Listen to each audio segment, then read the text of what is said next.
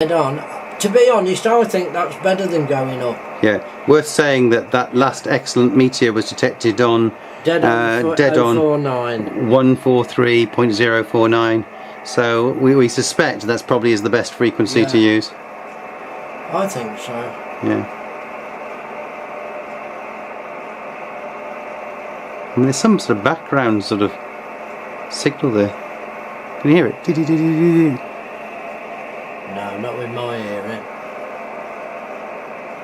Something. That was a tiny one I heard. Oh. See it there?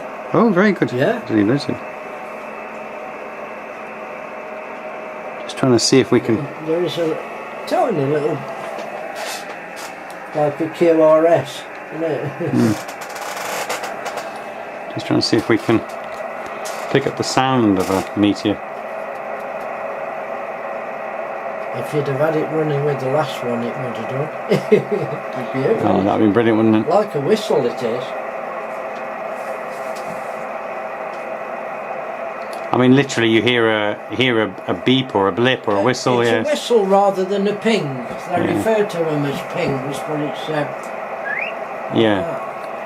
It's definite and obvious, isn't it? Oh yeah, it's unmistakable. Yeah. And that's what I wasn't receiving on mine back in my own shack. Unmistakable. So interesting. The frequency at the moment may not be particularly high, but it just goes to show the occasional ones still keep coming in.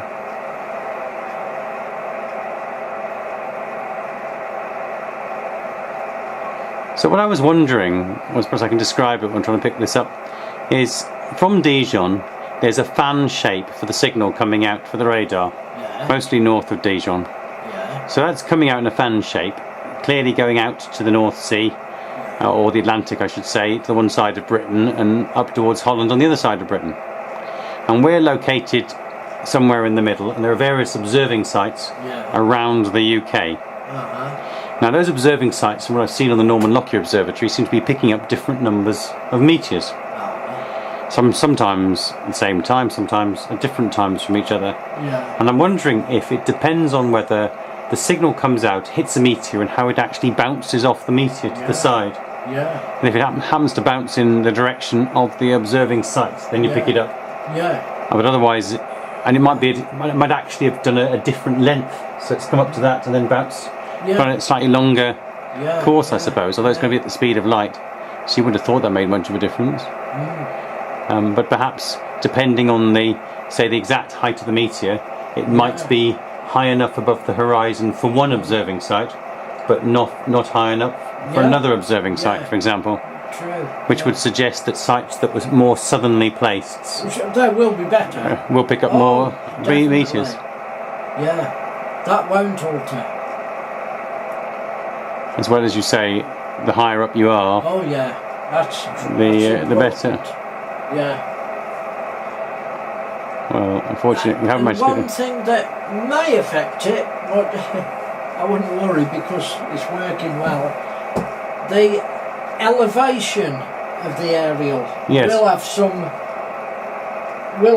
effect on it. Yes. Yeah. There's one. That was a beaut. That one came as a sort of a sound, didn't it? Rather than have it on record? Yes, yes. That was more of a than it was actually a ping. But some have definitely been a ping. Yeah.